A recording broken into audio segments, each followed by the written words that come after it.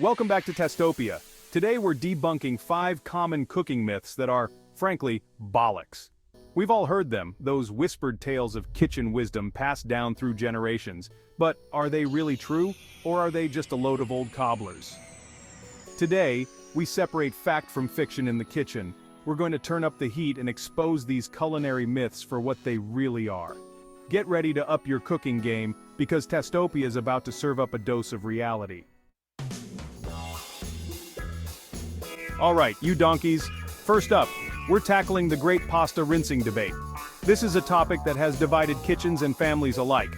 Some say it's a necessary step, while others call it a culinary crime. You spend all this time crafting a beautiful sauce, simmering it to perfection with herbs and spices, pouring your heart and soul into it. The aroma fills the kitchen, promising a meal that will be unforgettable. Then what do? You go and rinse the pasta, washing away all that lovely starch. That starch is not just any residue, it's the secret ingredient that helps your sauce stick to the pasta. That starch, my friends, is like glue for your sauce. It binds the sauce to the pasta, ensuring every bite is a perfect blend of flavors. It helps it cling to the pasta, creating a harmonious marriage of flavor. Without it, your sauce just slides off, leaving you with a bland and disappointing dish. Rinsing your pasta is like sending your sauce to divorce court. It's a culinary crime. Imagine the heartbreak of an Italian chef seeing their masterpiece ruined.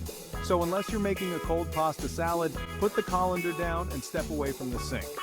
Cold pasta salads are the only exception where rinsing is acceptable because it stops the cooking process and cools the pasta. Let that pasta shine and the sauce do its job. Trust the process, and you'll be rewarded with a dish that's bursting with flavor and texture. Your taste buds will thank you.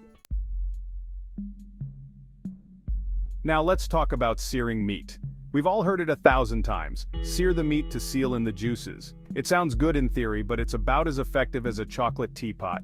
Searing does create a beautiful crust and adds a depth of flavor, but it doesn't lock in any juices. The juices come from the cooking process itself and how you rest the meat afterward. You want a juicy steak? Cook it properly and let it rest. Don't rely on some old wives' tale about searing. Chapter 3. Salty water. Does it really boil faster? Next up, we're diving into the salty depths of boiling water. It's a common kitchen myth that adding salt to water makes it boil faster. But is there any truth to this age-old belief? Does adding salt really make water boil faster? Let's break it down. Frankly, it's about as effective as trying to teach a dog to cook.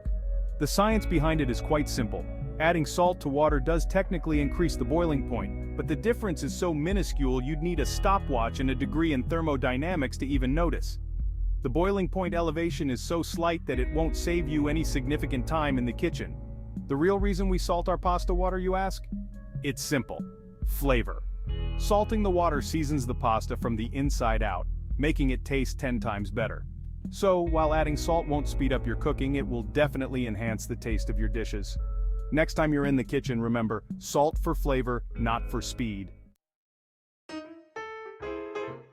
Chapter 4. Flipping meat, 1 flip or 20. Now let's address the great meat flipping debate. Some people swear by the 1 flip method, acting like it's some sacred culinary ritual. Listen, there's no need to be so precious about it. Flipping your meat multiple times while cooking is perfectly acceptable. In fact, it can help cook the meat more evenly and prevent burning. Focus on getting a good sear and cooking it to the proper temperature. Whether you flip it once or 50 times, it's about the end result, not some arbitrary flipping rule. Chapter 5. Cooking with alcohol. Does it really disappear? Finally, let's talk about cooking with alcohol. It's a fascinating topic that often sparks a lot of debates in the culinary world. Yes, that magical elixir that can make or break a dish. It adds depth, complexity, and a unique flavor profile that can elevate your cooking to new heights. We've all heard that alcohol cooks off completely, leaving behind only its flavor. This is a common belief, but how accurate is it really? Well, I hate to break it to you, but that's not entirely true. The reality is a bit more complex than that. While some alcohol does evaporate during cooking, not all of it disappears. The amount that remains can vary depending on several factors. The longer you cook a dish, the more alcohol will evaporate, but traces can still remain. Factors like cooking temperature, time, and the type of alcohol used all play a role. So, if you're cooking for someone who avoids alcohol, it's best to choose a different recipe or be upfront about it. Transparency is key to ensuring everyone enjoys the meal without any concerns. Outro, hope you found these myth-busting tips helpful. Now go forth and cook with confidence, armed with the knowledge to debunk those persistent kitchen myths. Remember, cooking should be fun, experimental, and most importantly, delicious. Don't be afraid to challenge the norm and find what works best for you. I hope you found these myth-busting tips helpful. Understanding the truth behind these myths can improve your cooking skills.